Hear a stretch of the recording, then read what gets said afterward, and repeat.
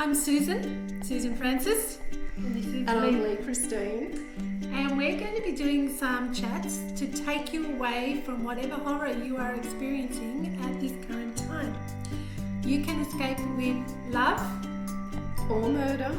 You can escape with one fat lady and one thinner lady. You can escape to Spain and Papua New Guinea. Or to Charlotte Pass and the snowy mountains of Australia.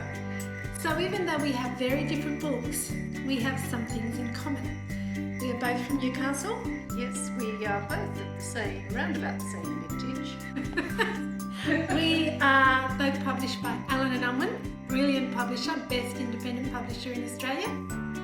And thanks to Annette Barlow, our acquiring publisher, and Laura Benson, our fantastic publicist, which unfortunately our publicity came to a stop halfway through our publicity schedule. Which is why we're doing these wonderful chats, because we were both published on the 4th of February this year. Some of the themes that are in Charlotte Pass are themes of grief and also avoidance. My male protagonist is avoiding certain things because of what has happened in his past. He's a detective sergeant at Sydney Homicide Squad. He's seen lots of awful things, and so he does have a bit of PTSD, but he's fine working. But because of that, he has some avoidance issues. He's avoiding, a relationship. He's avoiding other things, which I won't tell you too much about because I don't want to give too many spoilers away.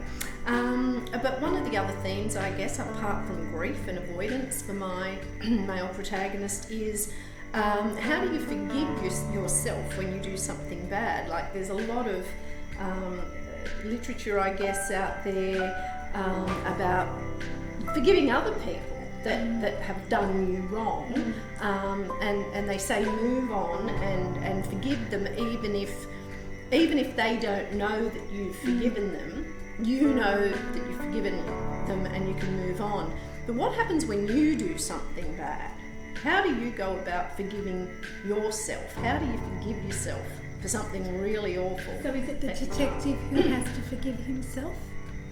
Well, yes, but I don't want to give too many spoilers away. So, but there's some of the themes that, are in the novel.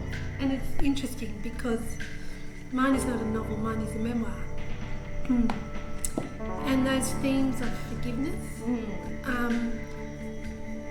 I'm quite happy to say, not happy to say, but happy to give away that my husband died 2015, and the circumstances are written about in the book, about halfway through the book. And something that I still have a great deal of difficulty coming to terms with is whether or not I could have done more to save his life.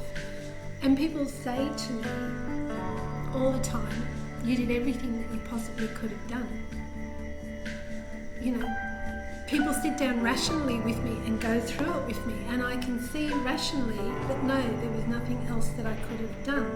But I know until the day I die that I will always blame myself for not getting help. Well, that's sooner. very similar to my novel, because my detective won't let other people tell him that this is not your fault, or this is, this was so-and-so's fault, or this was just a tragic accident, things like that. He won't hear of it, which I guess is what you're saying. You're not really hearing. I saw a counsellor for one session when I came back to Australia, and he said to me that your head moves in a different speed to your heart. So your head can understand things, but your heart just hasn't caught up. And whether your heart ever actually catches up, who knows? I don't think my heart will ever catch up. But that's what you live with. Yeah, absolutely. Yeah, so some common themes there, like very different books, but very some common themes, whether it's fiction or fact. Yeah, because it's about real life.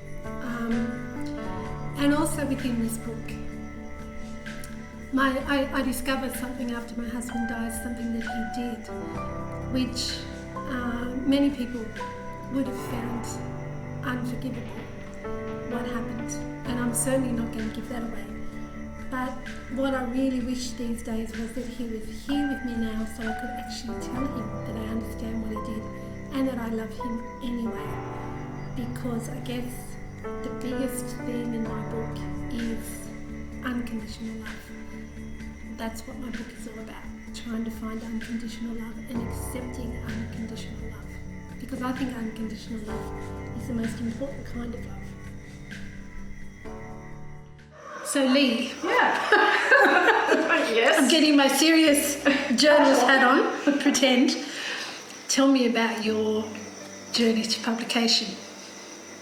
All right. Well, With we have to Alan go and back a Unwin. long way. With Alan and Unwin. Oh, with Alan and Unwin. Yeah. I have written 2 previous books set in Charlotte Pass. So I was determined to set a book in Charlotte Pass. Both of them are in the bottom drawer. One's a YA and the other one's, when I was just starting out, I was learning all this and it's really bad. So it's in the bottom drawer as well.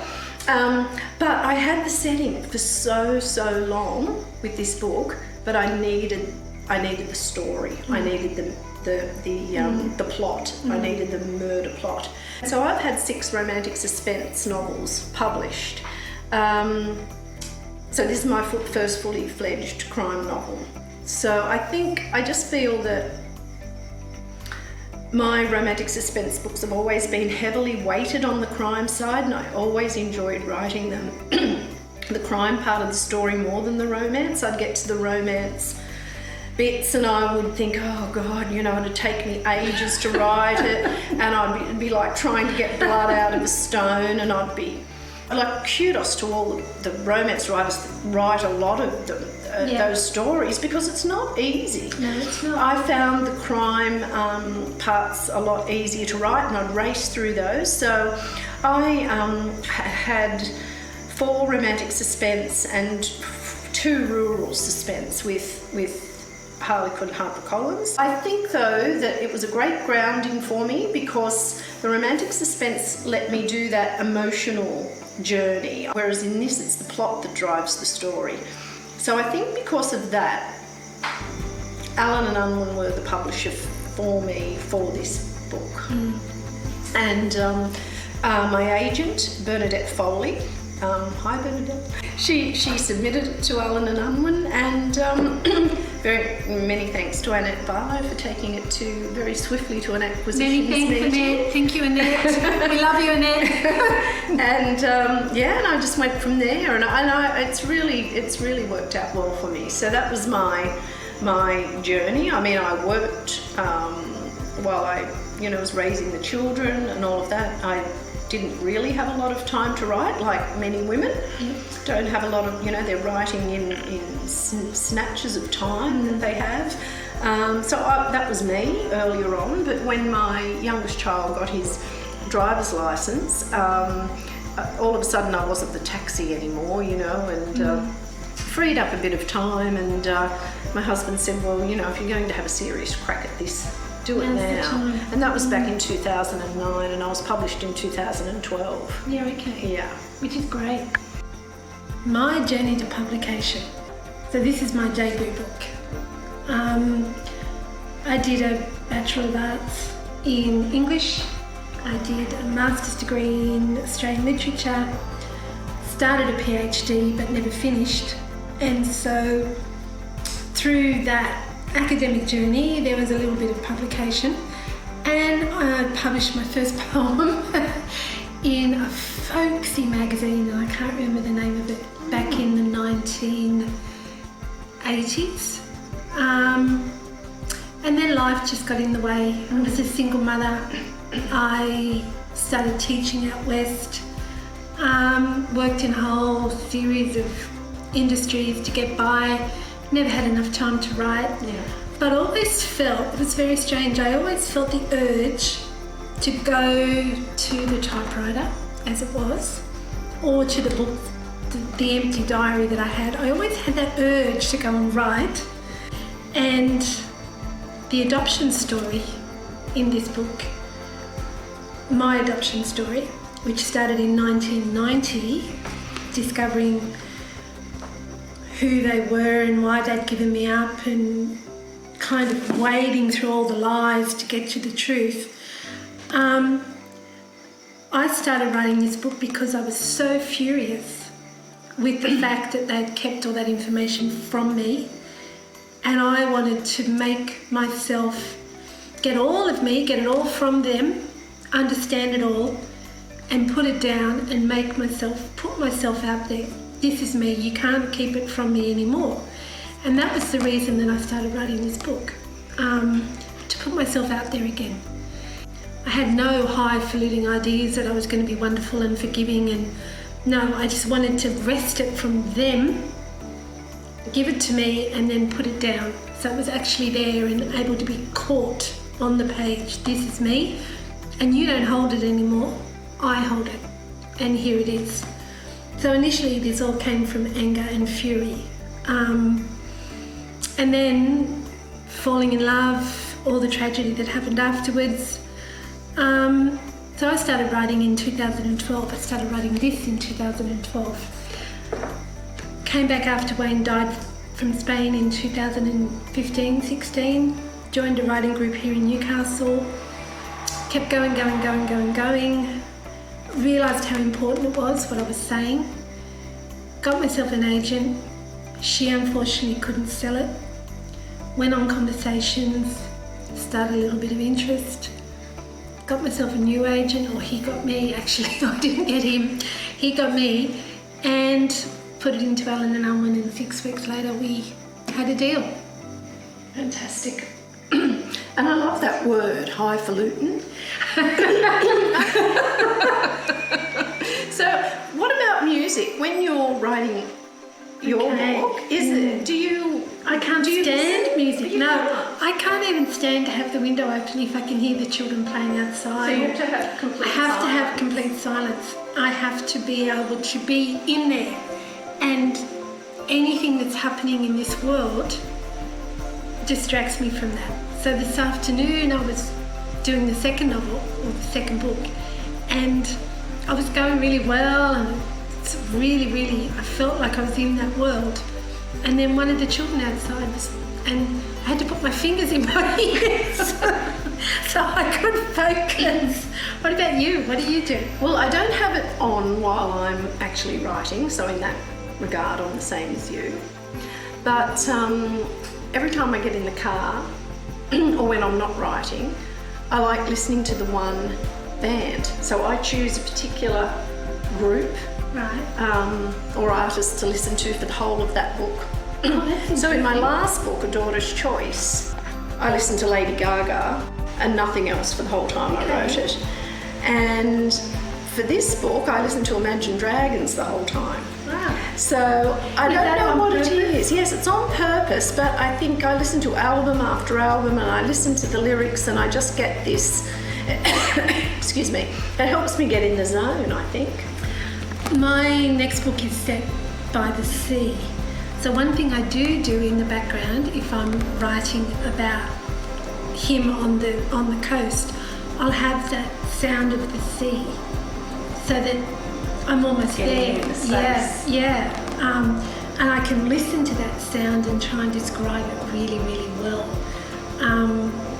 So that is one thing I do. The other thing I do is I look at photographs, or I try to go to the place. So here, the last section, because it's in 3 sections, the last section is in New Guinea, and I was there very recently for this section, and I think that's the section that comes up the best, because I'm there, and I'm really in it. Whereas the earlier sections from 2012, they're quite a long way away, like a long time ago. Right. Yeah. I use music too to help with the setting as well, and the era of where the book is set. So with this particular novel, the prologue is set back in 1964, and the lady who went missing at that time, her husband's a musician.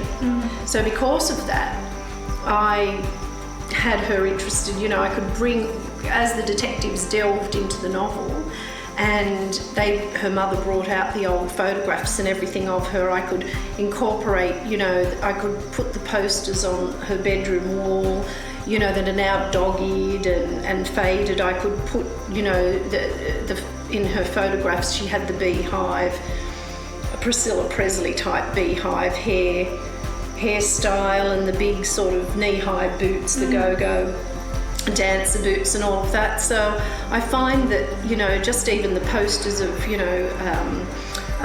Buddy Holly and the Everly Brothers and the Beatles and all of that on her wall, it just helps set that, as well as the setting, but it helps, just ground it in that particular era. And even in the story, when it's happening in 2019, just the banter between my two detectives, the band, who have returned again to Charlotte Pass, are unpacking all their musical equipment and everything, and they're talking about, have you ever heard that those guys play? They play at Marble Bar in Sydney. They play some sort of jazz fusion, and my kind of tall, dark and serious detective sergeant sort of says, no, the Chili Peppers are more my jam, And then I bring it in a bit more that when he's driving, he's listening to an audiobook.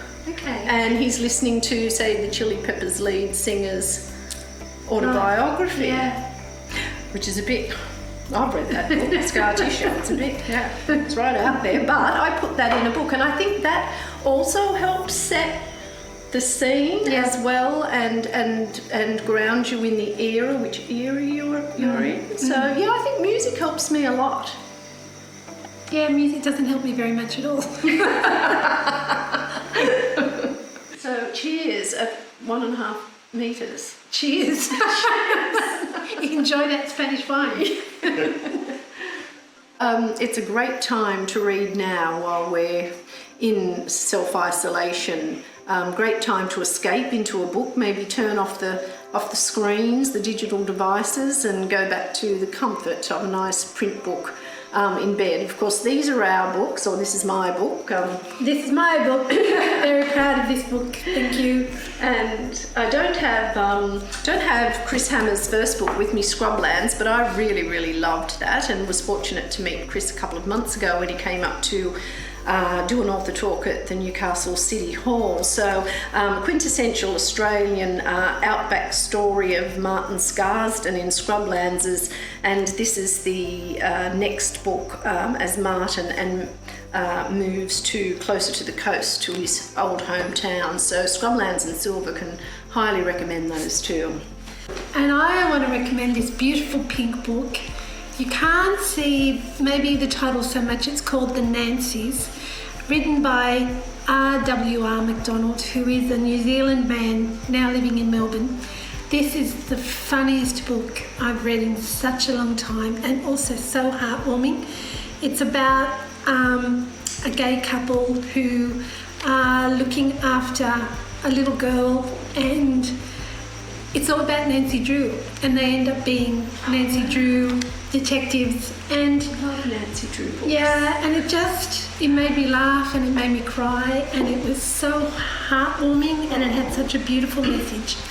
And if there's one book I would recommend from last year, it's this book, The Nancys. Loved, loved, loved. And the one that I'm going to read next is The Weekend by Charlotte Wood. It's all about women's friendships, so I'm really looking forward to reading that one. Yeah, I love that. That was set on the New South Wales coast, Central Coast, and a group of older women struggling to come to terms with the death of one of their friends. The death of one of their friends. Sounds really interesting. It was wonderful. And gosh, she got older women perfectly. She's really, really good. This one is what I'm reading right now, The Deceptions by Suzanne Leal. And I think what really caught my eye about this was the voice, very wry voice. I'm just going to read from the back of it. In 1943, a young woman is taken to a Jewish ghetto outside Prague, where one of the guards, a Czech gendarme, is quickly drawn to her. So I'm about this far into this book. Absolutely loving it. Suzanne Leal. Recommend it very highly.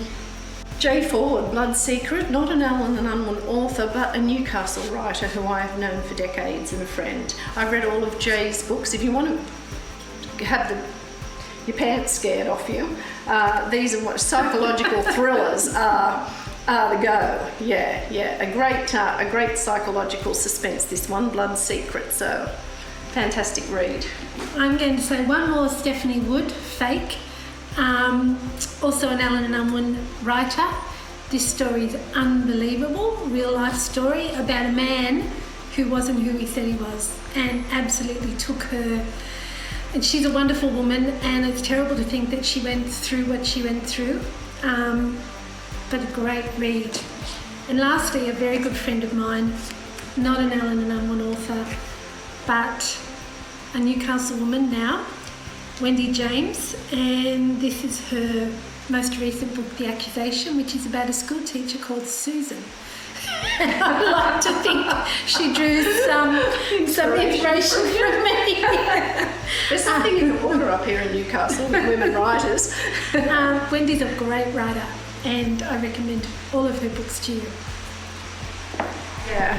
When Ryder didn't say anything, she waved him towards a green velour lounge with lace covers draped over the arms. I refused to move from this house. She pressed down the brakes on her walker, then slowly sat on the flat black seat. At first I told myself that Celia had run away. I thought she wouldn't be able to find us if she decided to come home. Then later, after the coroner's hearing, the old woman's voice cracked. I wanted to stay here in case you found her. This is where she lived for 20 years, detective. I remember her in these rooms. Ryder inhaled a deep breath, his heart an ache behind his ribs. I understand. They nodded, as though his words were a token statement they had heard many times. But he did understand, more than they would ever know. Arnold stared at him through rheumy eyes. Have you found her? We may have. So I'm going to read from the prologue. Granada, Spain, January 2015. I have a clear memory of Wayne throwing his arm about my shoulders, the weight of him fixing me where I stood. Despite the climb, I couldn't stop shivering, so he rubbed my hands, tried to warm me up. Easiest lesson I learnt that year was how bitter Spain is in winter time. Later, after hoisting my bags across a frozen puddle of water, I clambered after my husband as best I could, till around another corner we emerged into weak sunlight, choosing a courtyard, dandelions sprouting out of cracked cement in which to take a rest, where we wiped cold noses and watched our breath freeze in front of our faces. Yet even with the weather, the exhaustion and a nagging instinct that whispered to me that we'd lost our way, on that afternoon, wrapped in each other's arms, we laughed into the silence. Even as we struggled to catch our breath, even as he kissed me full on the lips, one realisation was clear. We'd made it. This was Granada.